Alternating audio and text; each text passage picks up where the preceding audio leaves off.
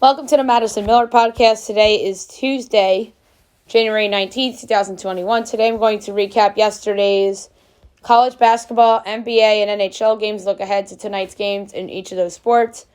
The New York Mets fired their general manager. We'll get into that whole scandal. NFL general manager hirings. We'll talk about some of the new general managers hired within the last 24 hours. And I'm going to do my post-mortem for the teams that were eliminated from the weekend and my best bet of the day. All right, we'll start with college basketball.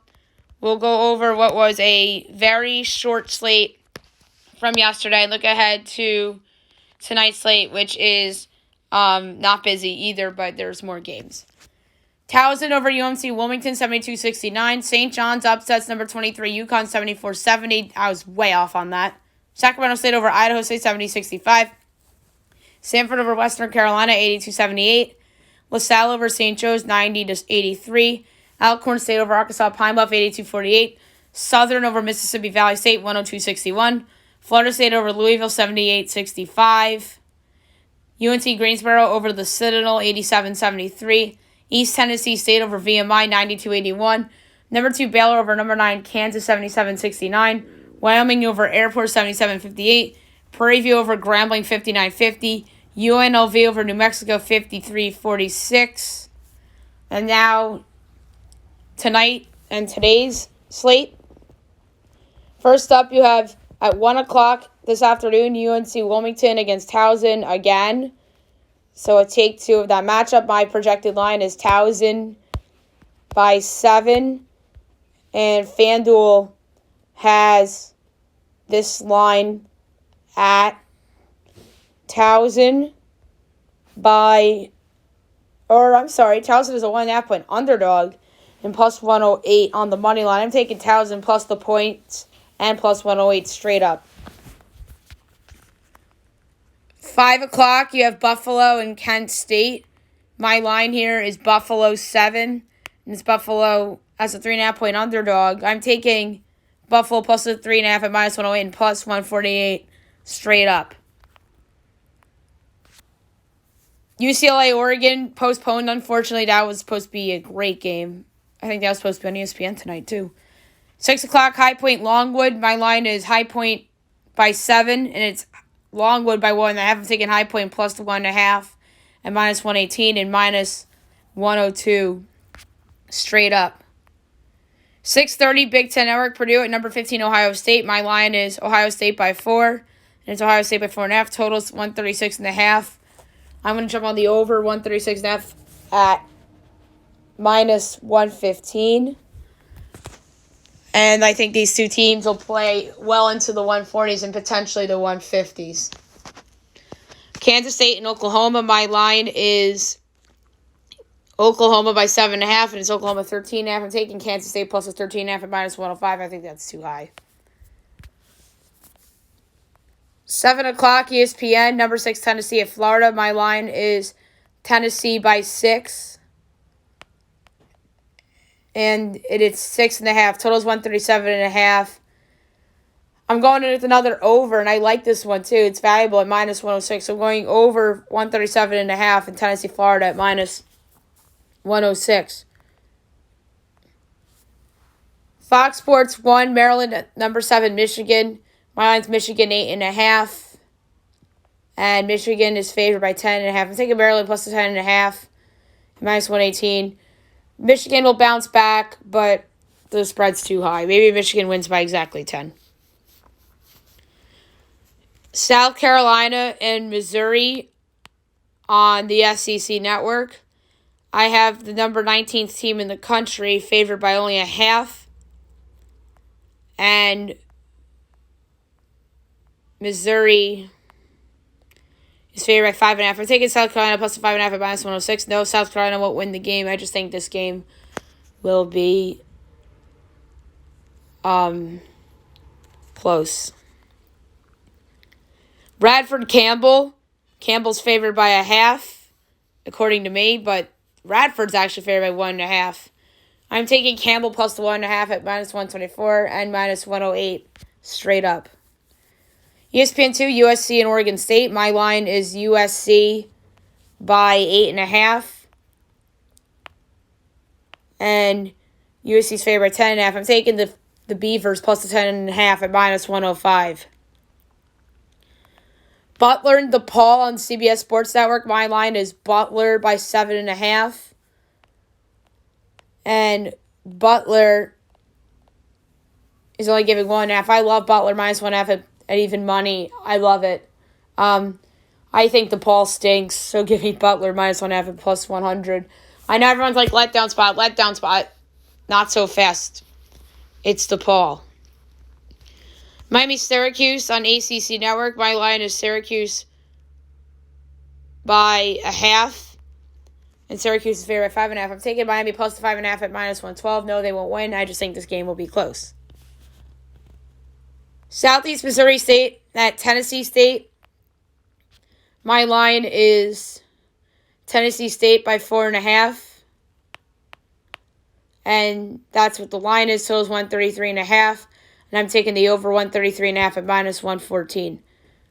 ESPNU, Winthrop and Presbyterian. My line is Winthrop by 27. And it's 15.5. I'm going to lay to 15.5 with Winthrop against Presbyterian.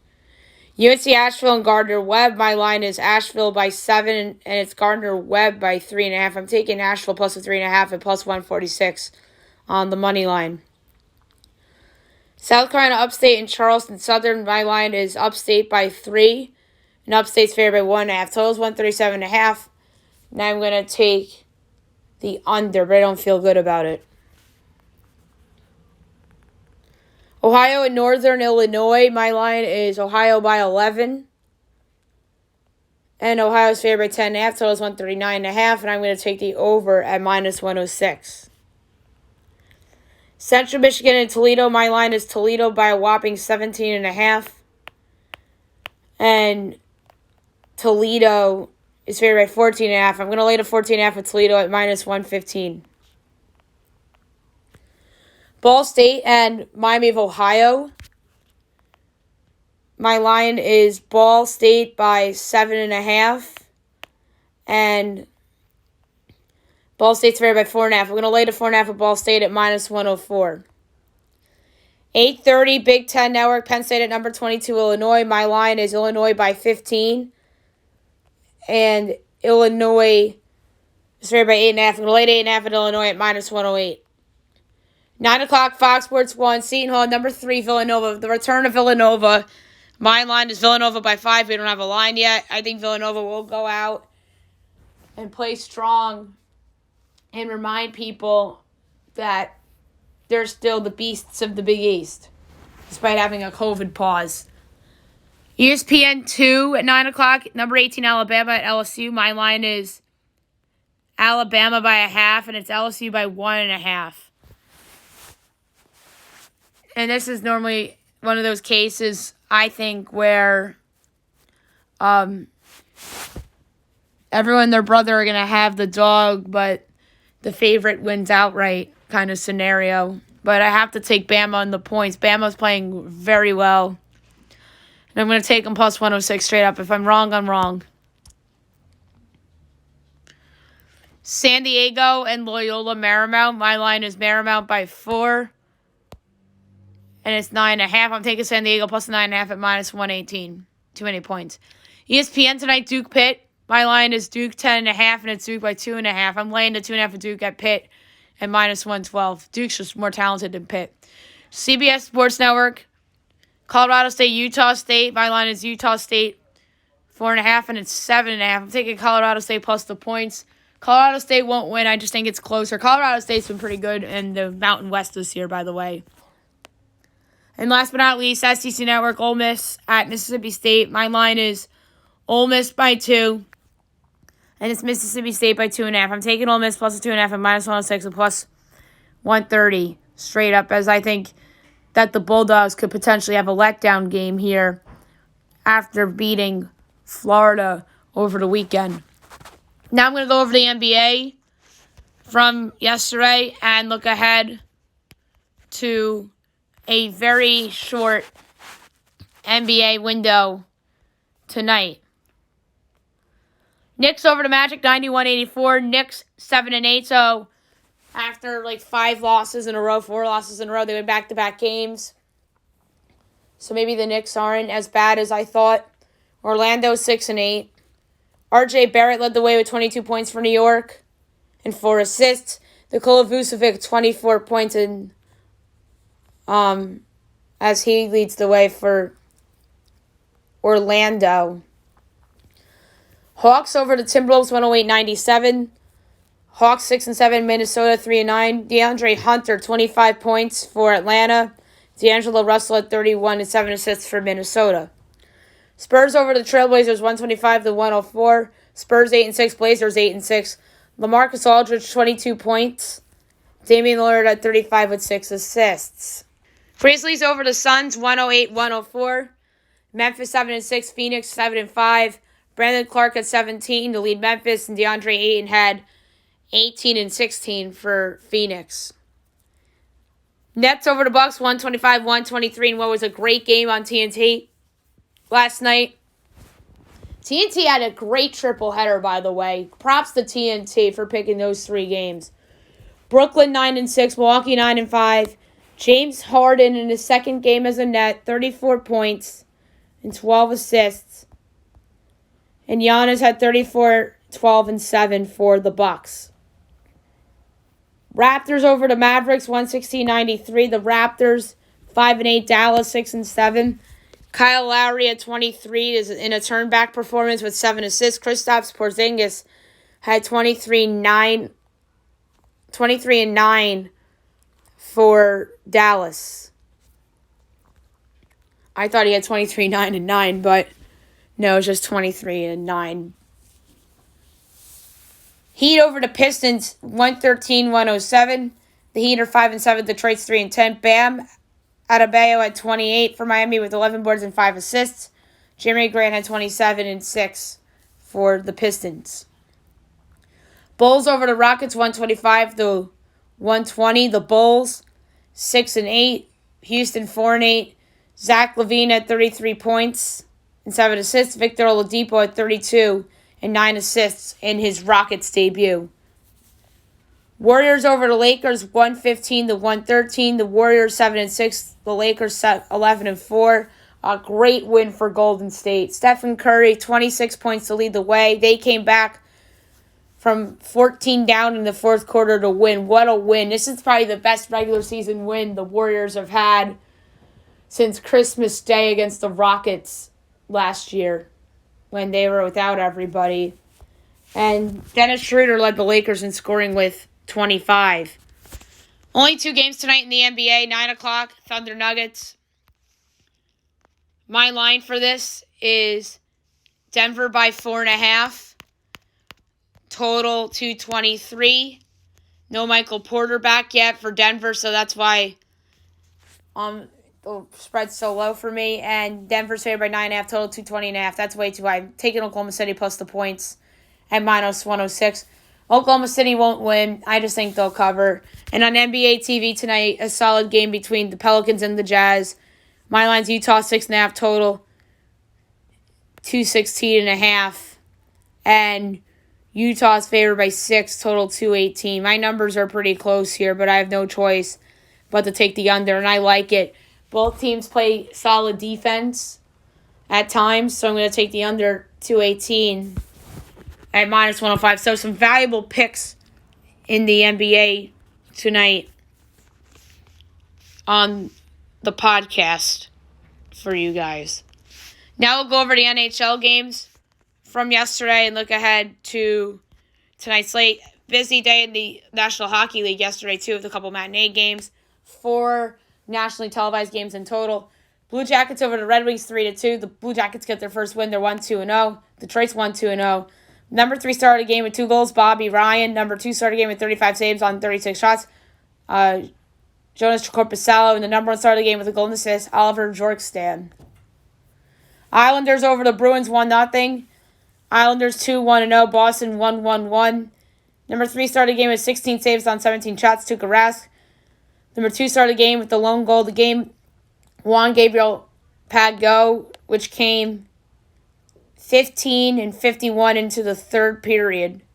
And the number one starter game with the shutout, 27 saves on 27 shots, Semyon Varlamov. Varlamov, 2 shutouts to start the season. One against the Rangers and one now against the Bruins. Maple Leafs over the Jets 3-1, so best bet is a slap in the face as Frederik Andersen has himself a game. Toronto goes to 3-1-0. Winnipeg 1-1-0. Number 3 starting game with 35 saves on 37 shots, Connor Hellebuck. Number 2 starting game with 27 saves on 28 shots, Frederik Andersen. And the number 1 starting game with the goal, John Tavares. Sabres over the Flyers 6-1. Buffalo 1-2-0. Philly 2-1-0. Number 3 starting game with 3 assists, Jack Eichel. Number 2 starting game with 2 goals, Curtis Lazar. And the number 1 starting game with 2 goals, Sam Reinhart. Blues over the Sharks 5-4 as the Blues go to 2-1-0. San Jose 1-2-0. Number 3 started game with 2 goals and an assist, Logan Couture. Number 2 started game with a goal and assist, Jordan Kyrou. And the number 1 started game with 2 goals, Justin Falk. Hurricanes over the Predators 4-2. The Hurricanes 2-1-0. Nashville 2-1-0. Number 3 started game with a goal, Philip Forsberg. Number 2 started game with a goal and assist, Victor Vritzen. And number 1 started the game with a goal and assist, Andrei Svechnikov. Flames over the Canucks 5-2. The Flames 2-0-1. Vancouver 1-3-0. Number 3 started game with 25 saves on 27 shots, Jacob Markstrom. Number 2 started game with a goal, Elias Lindholm. And the number 1 started the game with a goal and assist, Johnny Gaudreau. So my over call instead of Vancouver turned out to be the right call. Canadians over the Oilers 3-1. The Canadians 2-0-1. Edmonton 1-3-0. Shea Weber had a good game for Montreal. And the lone goal for Edmonton came late in the third period by Daniel Shore shorthanded. As the Canadians get off to a good start to the season. Ducks over the Wild 1-0. So I get my Ducks pick correct, 1-1-1. Minnesota 2-1-0. Number 3 started the game with the lone goal for the Ducks, Nicolas Delugers. The number 2 started the game with assist, Kevin Shattenkirk. And the number 1 started the game, 34 saves on 34 shots, who I think is the most underrated goalie in the entire league, John Gibson. Golden Knights over the Coyotes 4-2 as the Golden Knights go to 3-0-0. Arizona 1-1-1. Number 3 started game with an assist, William Karlsson. Number 2 started game with a goal, Max Pacioretty. And the number 1 started game with 2 goals, Riley Smith. As Vegas comes back from 2-1 down after the second period for 3 goals in the third for the win. And they're down 2-0 in this game, too. So, got to give Vegas credit and Robin Leonard credit for keeping them in that game. Darcy Kemper played well, but fell apart at the end of the game. Looking ahead to tonight's slate in the NHL, we have at 7 o'clock the Sabres and the Flyers. Sabres plus 136, Flyers minus 162, over under 6.5, over plus 110, under minus 130. Buffalo plus 1.5 is minus 200, Flyers minus 1.5 is plus 168. My pick for this one's going to be the over. I think Philadelphia's offense is going to get back on track. I like Buffalo's offense too. I think this could be a 4-3, 5-2 type of game, so give me over 6.5 at plus 110. Blackhawks, Panthers. Panthers minus 186. Blackhawks 156. Over under 6.5. Over minus 120. Under even money. Blackhawks plus 1.5 is minus 168. Panthers minus 1.5 is plus 142. I am going to go with the over again. I just don't trust either team's goaltending situations, especially Chicago's. Although Bobrovsky can put himself in a good spot and have himself a game. But I'm going to go with over 6.5 at minus 120. Devils, Rangers. Rangers are minus 156. Devils plus 132. Over under 5.5. Overs minus 125. Unders plus 105. Rangers puck line -1.5 is +180. Devils puck line +1.5 is -215. I am going to go with the Rangers puck line here, -1.5 at +180. Do I feel good about it? No.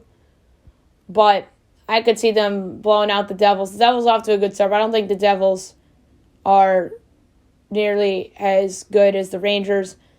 They had no business beating the Bruins the other day and no business taking them to a shootout. So I think +180 is super valuable, and I think potentially it could come down to an empty net. So give me Rangers -1.5 at +180. NBCSN tonight, Capitals, Penguins. You would think on the call this game would be Kenny Albert and Peter Maguire. Maybe it'll be Brendan Burke and AJ Malesko because the Islanders aren't playing today.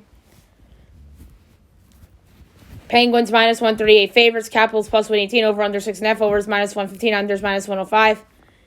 Penguins puck line -1.5 is +194. Capitals puck line +1.5 is -235. I am going to take... the Capitals at +118 is enticing. But I still don't trust their goaltending situation.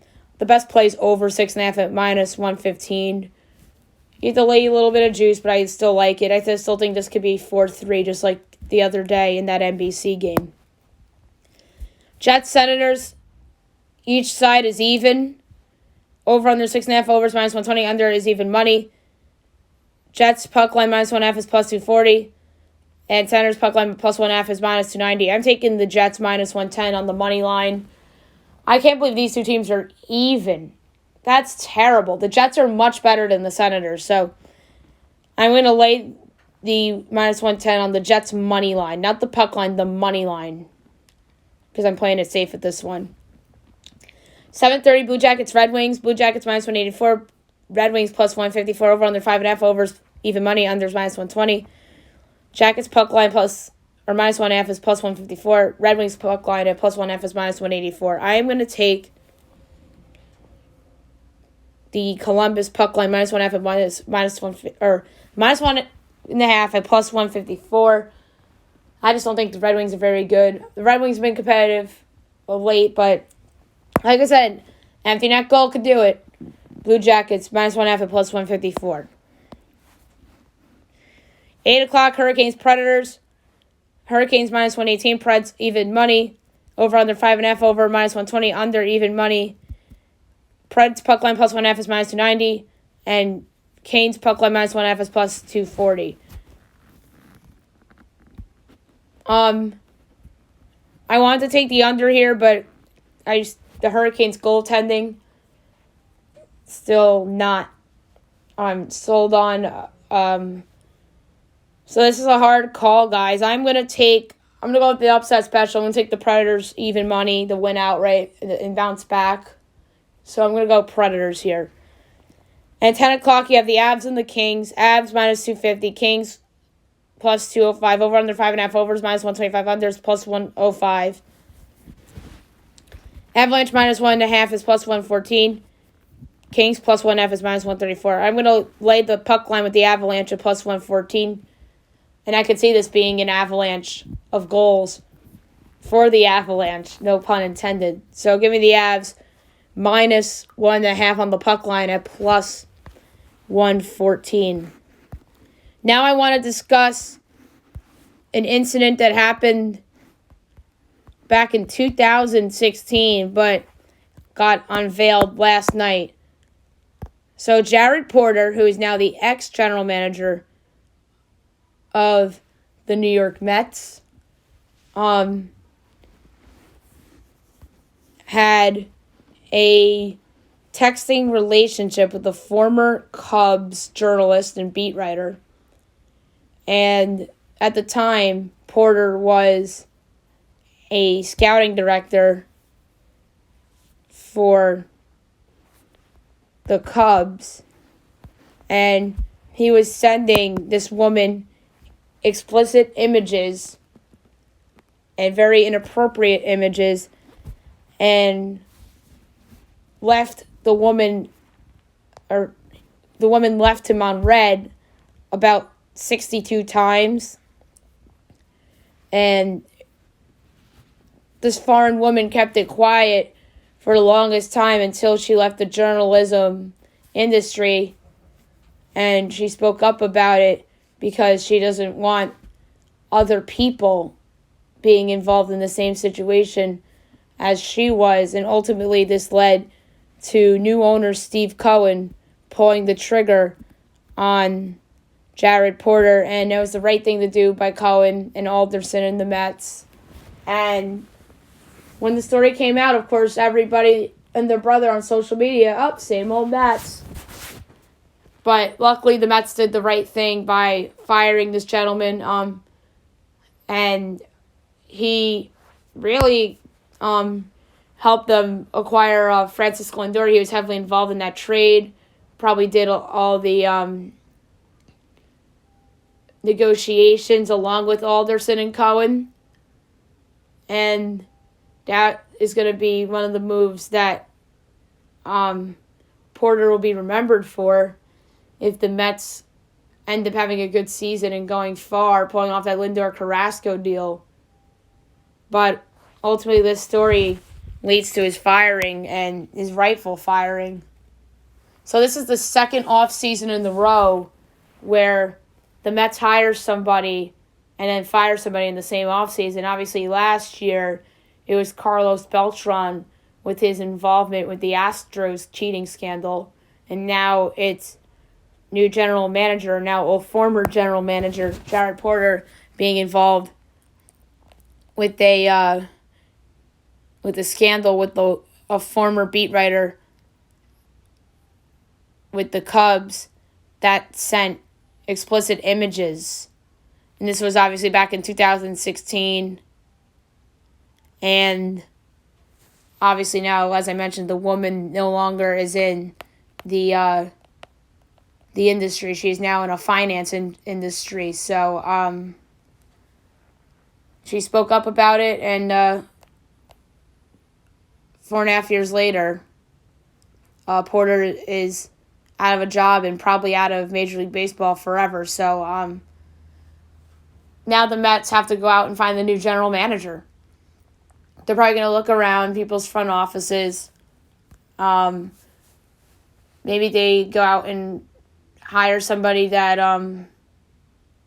has experience and has been in front offices. Maybe they could look to somebody in the Dodgers front office. Maybe they look at somebody in the Yankees front office. Josh Burns, who's with the Dodgers right now. Logan White of the Padres would be interesting because obviously the Padres making a flurry of moves, including one that I'm going to talk about next on the show. Jason McLeod of the Cubs, somebody who was involved in the Cubs World Series title run. Billy Owens of the Athletics, building that core. Scott Sharp of the Royals. And I talked about Logan White already. So it's going to be interesting to see who the Mets can go out and hire. And it's going to be interesting to see what direction they go. And the Padres, we have to discuss them going out and acquiring Joe Musgrove from the Pittsburgh Pirates. So this is the third starting pitcher that the Padres have acquired this offseason via trade, with the other two being Blake Snell and Yu Darvish. A ton of pieces going back to Pittsburgh, and the Mets were included in this deal as well, ironically enough, as they land Joey Lucchesi from the Padres. Lucchesi, swing guy, can start and come out of the pen. Hudson Head is going to Pittsburgh in this deal.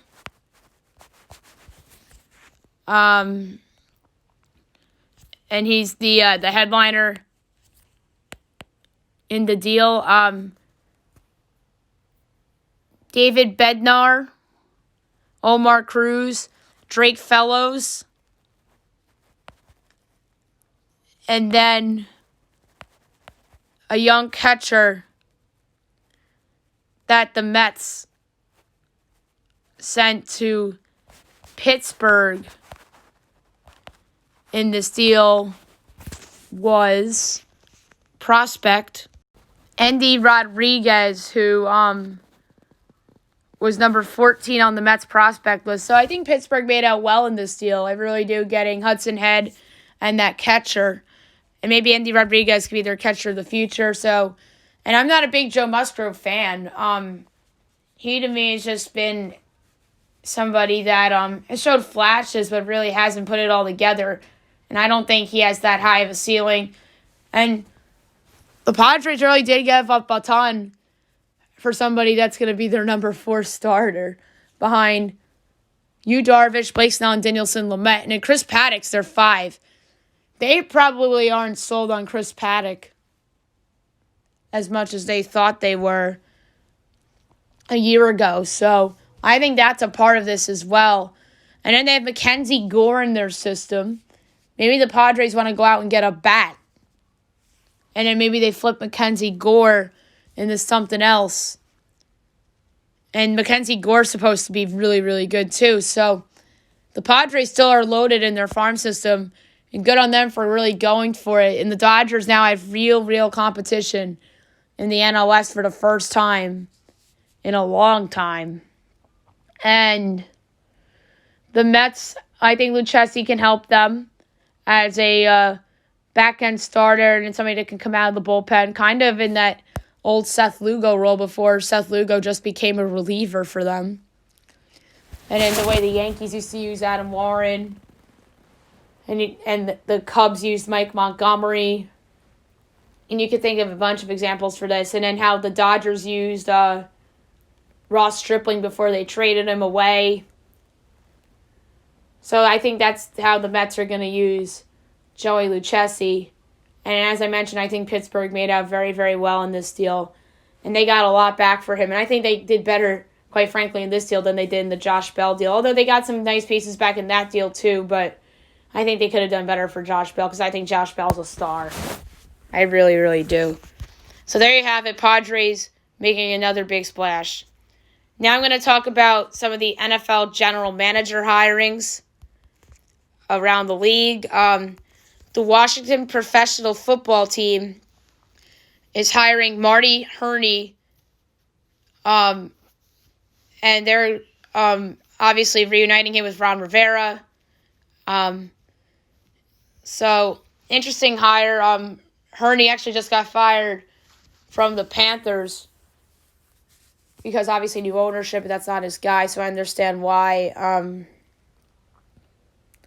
So, Marty Herney to Washington. It's going to be interesting to see what their plans are for the offseason. Obviously, Dwayne Haskins they got rid of. Alex Smith, great story with him coming back, but he just isn't the same player anymore as he was with the San Francisco 49ers and even with the Chiefs. And then you have Taylor Heineke, who performed very well in that playoff game against the Bucs. Do they keep him around as a backup? And I think that Washington wants to be in the quarterback market. Could they be in play for Deshaun Watson potentially? Or maybe they could go for somebody like a Cam Newton and they could reunite him with Ron Rivera. That would be a fun subplot, Cam Newton and Ron Rivera back together. I think that is actually pretty realistic, the Cam Newton thing. And then there's going to be a lot of quarterbacks, I think, in play for trades this offseason. Carson Wentz, obviously, but I think that decreased because they fired Doug Peterson. So I think it's more likely that he stays and gets traded. Jimmy Garoppolo, I think, could be in play.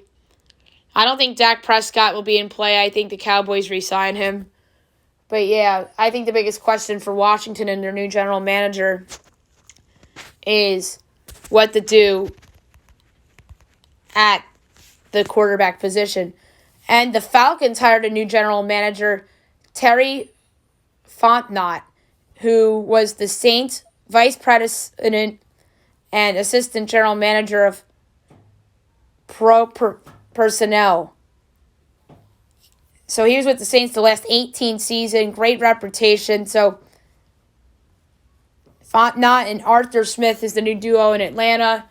I like this hire. I think that Fontenot has done a great job helping turn the Saints franchise around. So he's obviously been there a long time. Drafted a bunch of good players over the last couple of years. Marshawn Lattimore, Michael Thomas, Alvin Kamara. You could just go on and on down the list. Cam Jordan, Marcus Williams.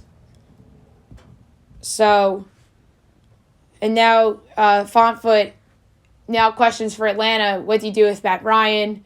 I think he stays around, and I think he should stay around because I just think that a better offensive line could do him wonders, and a new offensive coach, I think, could help him do wonders as well. And I think he has a couple more years left, maybe like 2-3 years left of being a solid quarterback.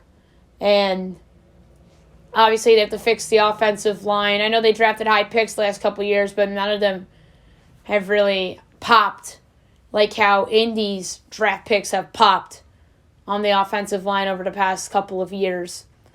And the defense, to me, still has holes. Well, they have some promising players on defense. So there's a lot of work to be done, and they're in a good division with the Bucs, and then the Saints obviously still have a lot of talent, but it looks like the Drew Brees is going to retire. But we're not going to talk about the Drew Brees future until it officially comes out. So, and then you have the Panthers with Matt Rule. So, a very interesting division, and Fontenot has a lot of work to do ahead of him. And now I'm going to do a postmortem for the 4 teams that were eliminated over the weekend. We're going to start with the Los Angeles Rams. Sean McVay's not going anywhere, as we know. Jared Goff obviously wasn't healthy at the end of the season with the hand injury, although he started. It wasn't bad. He kept the Rams in that game against the Packers, as well as their defense. Aaron Donald's a beast. We know that. Cooper Kupp. And then you have Jalen Ramsey on defense. And then they lose their defensive coordinator as he goes to become the head coach of the Chargers, Brandon Staley. That's a big loss. So who will Sean McVay look at to replace him? Their offensive line, do some of their veterans stick around or do they move on? And every year they try to do something to make themselves better. But last year they traded away Brandon Cooks. But they need Brandon Cooks. They drafted Van Jefferson. And they obviously still have Cooper Kupp and Robert Woods and Josh Reynolds. So they're really good at finding wide receivers. And it's going to be interesting to see what direction they go this offseason. If they keep the same core, they'll be back in the mix in the NFC West. And obviously you have Russell Wilson in that division. You have the Cardinals in that division with Kyler Murray. And obviously he wasn't healthy in the second half of the season. And then you have the 49ers, who I think are poised to have a bounce-back season in 2021, potentially, depending on moves that they could make. The Baltimore Ravens were also eliminated over the weekend. Greg Roman, their offensive coordinator, has been talking to teams about head coaching jobs. But I don't know if he'll necessarily land one of these jobs per se. They lose their defensive backs coach, Jesse Minter, as he goes to Vanderbilt to become their defensive coordinator. So the Ravens have to fill that spot on their coaching staff. And they lose Mike McDonald as he replaces Don Brown in Ann Arbor with Michigan. So Mike McDonald goes from John Harbaugh to Jim Harbaugh. So that is really, really interesting. So, and then Wink Martindale is somebody that people think should be getting head coaching buzz. So I think Martindale's going to stick around with the Ravens, obviously. And then for me, for that team to get back to what they were over a year ago, I should say, they obviously need to get players back from injury. They lost Ronnie Stanley for the year. He'll be back. They also need to surround Lamar Jackson with better weapons outside of Mark Andrews and Marquise Brown.